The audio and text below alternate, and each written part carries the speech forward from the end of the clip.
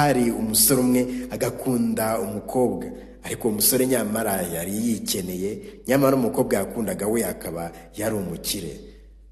Nuko bakajya baganiraho bisanzwe biraho, ariko mu by'ukuri umusore yifitemo urukundo. Nuko umunsi umwe wa musore aza gusaba umukobwa yuko basohokana.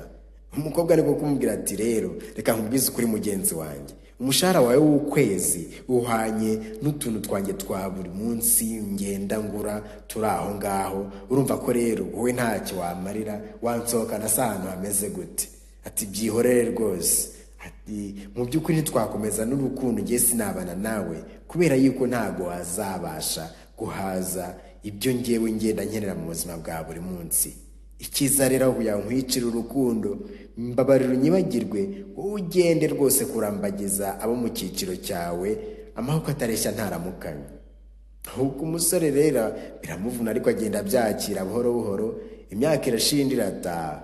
Nyuma y'igihe kirekire rero wa musore aza guhura na wa mugabo na wa mukobwa ahantu hari centre y'ubucuruzi ikomeye. Wa mukobwa rero yaravuyemo umugore, umugabo nawe yarishakiye undi. Nuko wa mugore amazi ati amakuru ki? Ubu ngubu noneho wabaye iki? Umugore arakomeza arambwira ati ngiye nashatse umugabo w'umukire cyane kandi w'umuhanga rwose, ubu dufite amafaranga menshi, duhagaze neza cyane, ubu ntiwarora. Ahubwo umugabo waricecekera yigumira aho ngaho. Bakiri aho rero haza gutunguka umugabo wa mugore. Ahita atangara cyane, asuhuza wa mugabo rwose n'ikaze ryinshi cyane, amwishimiye n'ubwuzu bwinshi.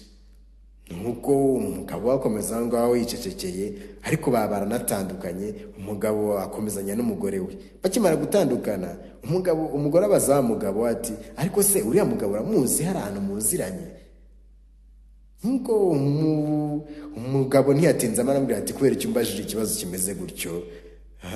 Nuko aramubwira ati rero mu by'ukuri uriya niwe diregiteri wa kiriya kigo nkoramo, umushahara we ukubye uwanjye 3. Muri ako kanya umugore aba abuze icyo gukora, yumva biramurenze. Nuko arayoberwa, ariko arabyakira avuga ati mu by'ukuri anyujijemo ijisho. Burya rero mu byo dukora n'ibintu bituranga buri munsi, ntuzagire uwo wubahuka se cyangwa ngo mve ngo aciye bugufi. Icy'ingenzi ni urukundo, kandi burya ibintu birashira, abantu nabo barahinduka. Icy'ingenzi ni ukumenya icyo ushaka, kuko by'isi byose bihora bihinduka, ni hasi hejuru. Ushobora kuzashiduka wasabye n'uwo wimye kandi bitari bikwiye. Burya rero ntiwamenya icyo ejo hazaza hatubikiye.